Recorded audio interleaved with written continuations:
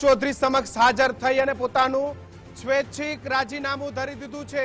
गुजरातना राजकारणना सौथी मोटा समाचार के ज्यां गुजरात कोंग्रेसने વધુ એક ઝટકો પડ્યો છે। 17 ધારાસભ્ય ગત વિધાનસભાની ચૂંટણીમાં જીત્યા હતા, જે કોંગ્રેસ એ 40, 50 કે 60 ધારાસભ્ય સાથે વિધાનસભાની ચૂંટણીઓમાં છેલ્લા 5 ચૂંટણીમાં જીતતું હતું। એ કોંગ્રેસે ગત ચૂંટણીમાં માત્ર 17 નંબર પર આવીને ઊભું હતું। જો કે વધુ એક ઝટકો એ ગુજરાત કોંગ્રેસને પડ્યો છે। છેલ્લા એક અઠવાડિયાની વાત કરવામાં આવે તો વિપક્ષના 2 ધારાસભ્યોએ રાજીનામું ધરી દીધું છે। પહેલા આમ આદમી પાર્ટીના ભૂપત ભાયાણી અને હવે કોંગ્રેસના ચિરાગ પટેલ, આ બંને ધારાસભ્યોએ પોતાના રાજીનામા ધરી દીધા છે।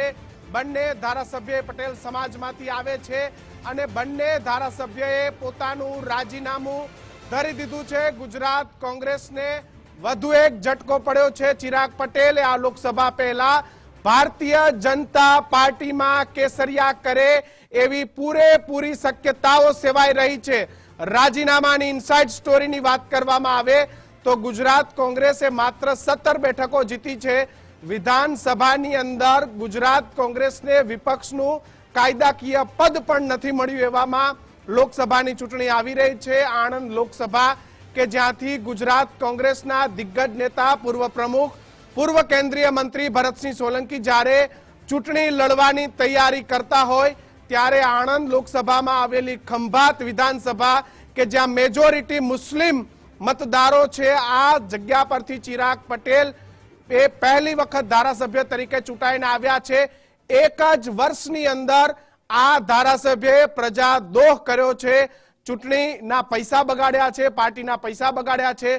खास तो खंभातनी प्रजा साथे जे खंभाते हमेशा अलग अलग विषयों पर सड़कतुं रह्युं छे, जे खंभात के ज्यां हमेशा दंगाओ थता रह्या छे, एज खंभातनी जनताए चिराग पटेल ने चूंटीने मोकल्या हता।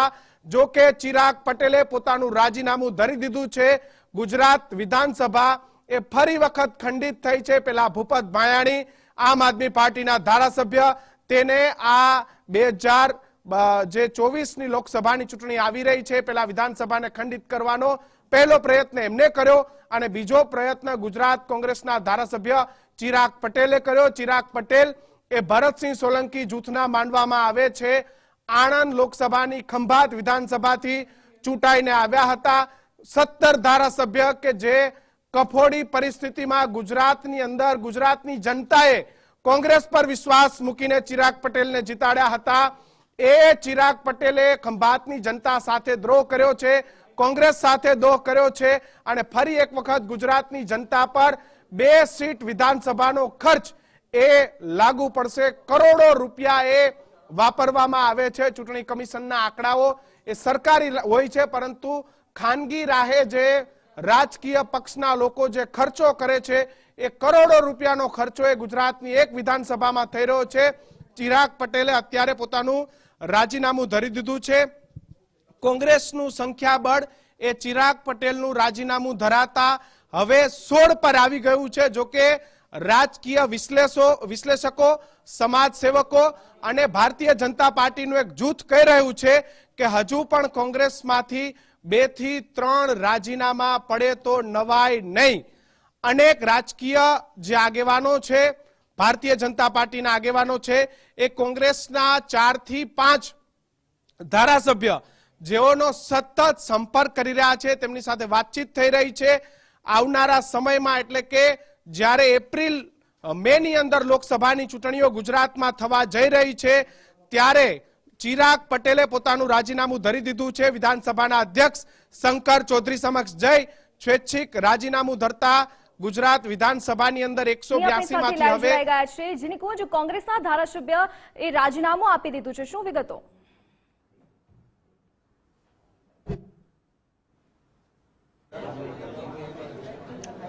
जी हाल ज्यां हूँ छूं ते विधानसभा अध्यक्षनी चेम्बरमां चिराग पटेल जे छे ते लगभग 10 मिनिट पहला पहोंच्या छे ने अत्यारे हाल राजीनामुं आपवानी प्रक्रिया जे छे ते पूर्ण थई चूकी छे ते प्रकारनी माहिती हाल मळी रही छे ने थोड़ा ज समयमां ચિરાગ પટેલ જે છે તે વિધાનસભાના અધ્યક્ષની આ ચેમ્બર જે છે ત્યાંથી તેઓ બહાર નીકળશે. ખાસ તેઓ આજ સવારે જ્યારે તેમની સાથે વાતચીત થઈ હતી ત્યારે તેમને એ બાબતની અટકળોને લઈને કોઈ સ્પષ્ટતા નહોતી કરી કે તેઓ રાજીનામું આપી રહ્યા છે કે નહીં, પરંતુ તેમને એ પણ ખુલાસો નહોતો કર્યો કે તેઓ કોંગ્રેસની અંદર જ રહેશે અને તેમાં જ છે. પરંતુ આ વચ્ચે તેઓ વિધાનસભા અધ્યક્ષની ચેમ્બરમાં પહોંચ્યા છે અને જે પ્રકારની માહિતી મળી રહી છે તે પ્રકારે તેમને પોતાનો ધારાસભ્ય પદ માટેની ત્યાગપત્ર જે છે, રાજીનામું જે છે તે વિધાનસભા અધ્યક્ષને સોંપી દીધું છે. જ્યારે પણ કોઈ ધારાસભ્ય ચૂંટાતો હોય છે ત્યારે તે પોતાના પદ પર એટલે કે ધારાસભ્ય પક્ષ પદ પરથી રાજીનામું આપવાનું હોય છે ત્યારે વિધાનસભા અધ્યક્ષ પાસે સમય માંગવામાં આવતો હોય છે. જે પ્રકારની માહિતી મળી હતી તે પ્રકારે 11:15 થી 11:30 વચ્ચેનો સમય જે છે તે માંગવામાં આવ્યો હતો અને તે જ સમય દરમિયાન ચિરાગ પટેલ વિધાનસભા અધ્યક્ષની ચેમ્બરમાં પહોંચ્યા છે અને છેલ્લા 10 મિનિટથી વિધાનસભા અધ્યક્ષ પાસે તેઓ બેઠા છે અને જે માહિતી મળી છે તેમાં તેમને રાજીનામું આપી દીધું છે.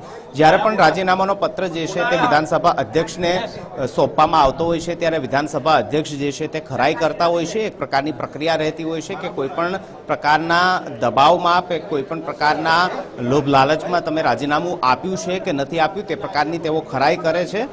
ત્યારબાદ જે ધારાસભ્યો છે તે આ બાબતની હકારાત્મકતા દર્શાવે છે, ત્યારબાદ જ વિધાનસભા અધ્યક્ષ જે છે તે રાજીનામું સ્વીકારતા હોય છે.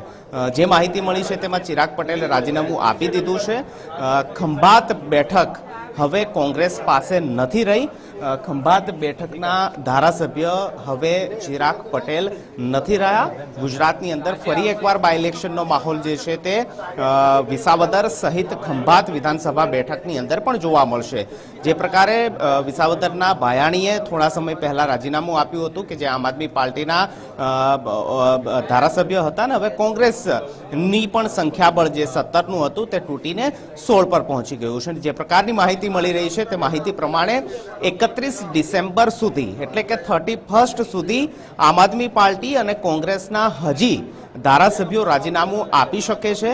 જે પ્રકારની માહિતી છે તે પ્રકારે આમ આદમી પાર્ટીના હજી 1 થી 2 જેટલા ધારાસભ્યો, કોંગ્રેસ પક્ષના હજી 3 જેટલા ધારાસભ્યો જે છે તે ભાજપના રડારમાં છે, ભાજપના સંપર્કમાં છે અને તેઓ 31 ડિસેમ્બર સુધીમાં પોતાનું રાજીનામું જે છે તે આપશે અને ત્યારબાદ નવા વર્ષની શરૂઆત સાથે જ થોડી જોવો છો તે પ્રકારે ચહલપહલ અત્યારે વિધાનસભા અધ્યક્ષની ચેમ્બરની અંદર થઈ રહી છે. તો નવા વર્ષની શરૂઆતમાં એટલે કે 2024ની શરૂઆતમાં જ રાજીનામું અપાયેલા તમામ પૂર્વ ધારાસભ્યો તમામ પોતાનો પક્ષ એટલે કે આમ આદમી પાર્ટી, કોંગ્રેસ પાર્ટી છોડીને રાજીનામું આપેલા તમામ પૂર્વ ધારાસભ્યોને ભાજપ જે છે તે પોતાની પાર્ટીની અંદર આવકારશે.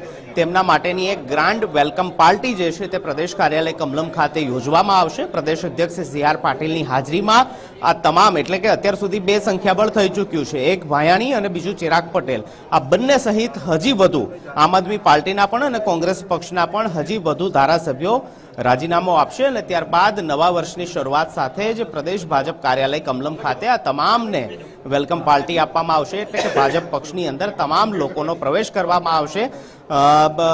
ડિપેન્ડ કયા પ્રકારની કન્ડિશનના આધારે આ ધારાસભ્યોએ જે છે તે રાજીનામું આપ્યું છે. સંભવિત રીતે રાજીનામું આપનાર ચિરાગ પટેલ અને ભાયાણીને ભાજપ જે છે જે બાય ઇલેક્શન આવશે અને સંભવિત રીતે લોકસભા ઇલેક્શન સાથે જ બાય ઇલેક્શન પણ આ પેટા ચૂંટણીનું આવશે, તેમાં તેમને ચૂંટણી લડાવી શકે તે પ્રકારનું પણ એક ગણિત જે છે તે જોવાઈ રહ્યું છે. પરંતુ ડિપેન્ડ કયા પ્રકારની કન્ડિશન સાથે તેઓ રાજીનામું આપ્યું છે અને કયા પ્રકારની કન્ડિશન સાથે તેઓ ભાજપની અંદર જોડાઈ રહ્યા છે. જે પ્રકારે વિસાવદરની ધારાસભ્ય આમ આદમી પાર્ટીના જે છે ભાયાણી તેમને રાજીનામું આપ્યું અને ત્યારબાદ એ પ્રકારની સ્પષ્ટતા, એ પ્રકારની અટકળો હાલ તે જ બની છે કે થોડા સમય બાદ તેઓ ફરીથી એકવાર ભાજપની અંદર ઘર વાપસી કરશે અને તેમને વિસાવદરના બાય ઇલેક્શન એટલે કે પેટા ચૂંટણીના ભાજપના ઉમેદવાર બનાવી શકાય છે. ચિરાગ પટેલને લઈને પણ એ અટકળો તે જ છે કે આજે રાજીનામું આપ્યું બાદ તેઓ નવા વર્ષની શરૂઆત સાથે એટલે કે જાન્યુઆરી મહિનાની અંદર કોઈ પણ સમયે ભાજપનું જ્યારે વેલકમ પાર્ટી થશે, તેમને આવકારવા માટેનો કાર્યક્રમ થશે, ત્યારબાદ જ્યારે ચૂંટણી આવશે, પેટા ચૂંટણી આવશે, ત્યારે ચિરાગ પટેલને પણ ખંભાત બેઠક પરથી ચૂંટણી લડાવી શકાય ભાજપ પક્ષમાંથી તે પ્રકારની એક શક્યતાઓ છે. આ તમામ શક્યતાઓ છે. હજી સુધી તેઓ ભાજપની અંદર નથી જોડાયા. થોડા થોડા સમય બાદ ચિરાગ પટેલ અને ભાયાણી પણ ભાજપની અંદર જોડાશે તે પ્રકારની પણ વાત છે અને આજે રાજીનામું આપ્યા બાદ આ રાજીનામાનો દોર આગામી દિવસોની અંદર પણ જોવા મળશે અને 31 ડિસેમ્બર સુધી હજી 4 થી 5 જેટલા રાજીનામા કોંગ્રેસ પક્ષ અને આમ આદમી પાર્ટીના જે ધારાસભ્યો છે તેના પડી શકે છે.